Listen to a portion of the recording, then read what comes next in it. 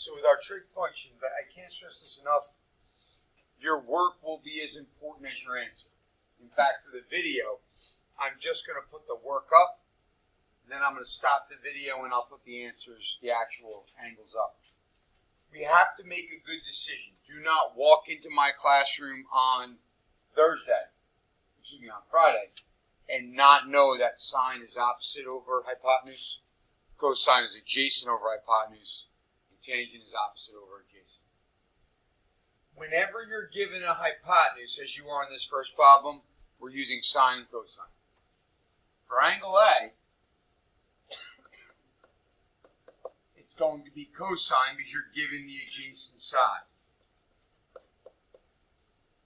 That means it's the side next to angle A. That's not a hypotenuse. For angle B here, we're going to use sine. The opposite side, we can draw a line across to it. The sine of B is 12 over 17. And that's what I'm looking for in terms of writing your answers down. That has to be on your paper. And that's exactly what you're going to type into your calculator. The second problem here, when there's no hypotenuse, automatically it's tangent. The tangent of A is 7 over 8. 7 is opposite, 8 is adjacent. For B, the tangent of B is 8 over 7.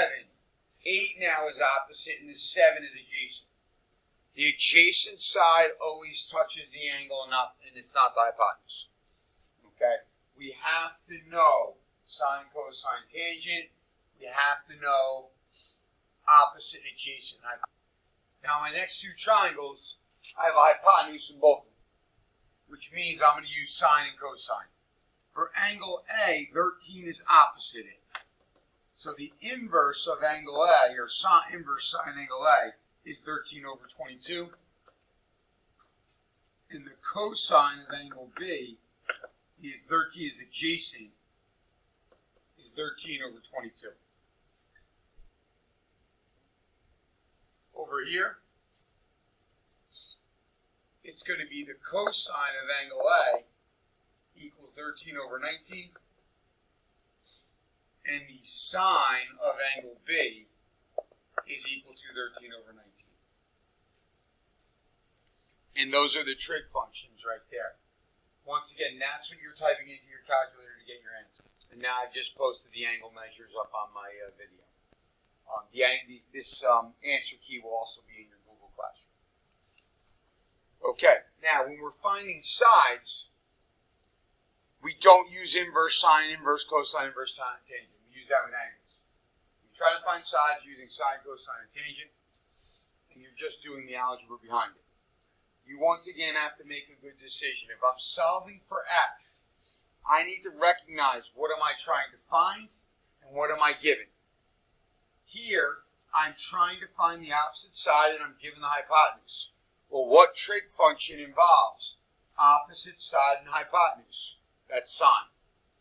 So the sine of 57 equals x over 11. When the variable is in the denominator, when the variable is in the numerator, we have a number in the denominator, it's a much easier question. We multiply both sides by 11, and we're done. 11 cancels on the right, and my x is equal to 11 times the sine of 57. That is what I'm checking for on your paper. For solving for y, I need to recognize now I'm trying to find the adjacent side, and I'm given the hypotenuse. What trig function involves adjacent hypotenuse? That's cosine. So the cosine of 57 equals y over 11. I'm multiplying both sides by 11. 11 times the cosine of 57 equals y. This right here is my answer. This right here is my answer. Okay? And then we plug the numbers in the calculator, those are your answers. If I come down here to this one, okay, you notice the Y is the opposite side, the x is the hypotenuse.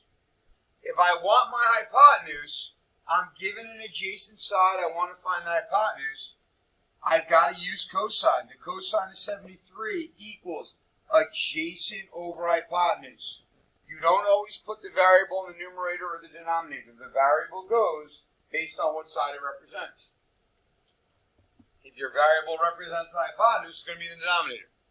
If your variable represents the opposite side, it's going to go in the numerator. If your variable represents the adjacent side, it depends. Okay? So in this case, the variable represents hypotenuse. These need to be done in 2 steps. I want to see you multiply x on both sides. And then I want to see you divide the trig function back to the other side. This answer is 12 divided by the cosine of 73. That's the answer. You have to show the work that goes along with it. Okay? The second one. Y. The tangent of 73 is what we're going to use because we want to find the opposite side. We're giving the adjacent. When we're dealing with opposite and adjacent, that represents tangent. The opposite side is y, the adjacent side is 12. That works out nicely because we multiply both sides by 12, and this ends up being my answer. 12 times the tangent of 73. Once again, I need to see that written on your paper. That's not optional. Are there any questions with that? Okay. So this one to the right here, if I want to solve for x, my x is my opposite side. Oh, I'm sorry. Okay. So on this one, my x is my adjacent side and 17 is my hypotenuse. So if I have an adjacent and hypotenuse, in this one, yeah, you have to use cosine of 28 equals x over 17. We're going to multiply both sides by 17. So my x is 17 times the cosine of 28.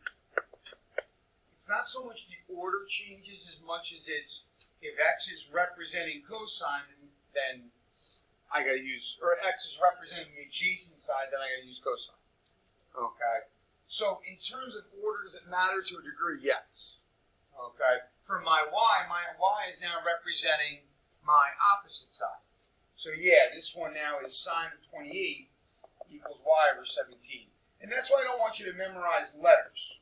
Like, oh, this letter goes here every time. No. We want to memorize it by where the letter is. We want to memorize it in a way by where that letter is. The y is opposite, so therefore we got to use sine. Those are your answers when you plug it in. Now down here, the x is an opposite side and 12 is adjacent. So the tangent of 38 equals x over 12. We're simply just multiplying both sides by 12. 12 times the tangent of 38 equals x. And that's what I'm typing in my calculator. With y, I'm given the adjacent side, I'm looking for the hypotenuse. So that means the decision is cosine, 12 over y. And whenever that denominator is a variable, it's 2 steps. Y times the cosine of 38 equals 12, and y equals 12 divided by the cosine of 38. And that is my answer for y. And those right there are my answers. Now, as I go to the next page, I'm going to do the top 2 here, and then the bottom 2 can be on you. Okay. So in this case here, to find my x, I have an opposite side and adjacent side. The tangent of 81 equals x over 22. We're multiplying both sides by 22.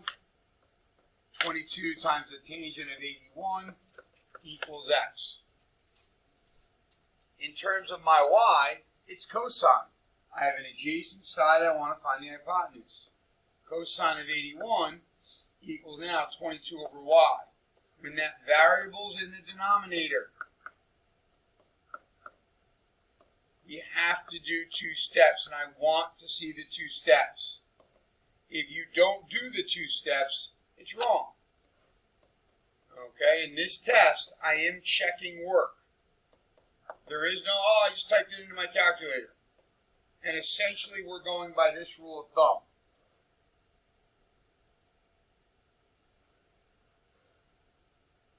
Essentially, we're going by this rule of thumb. Whenever you type into your calculator, you need to write on the paper.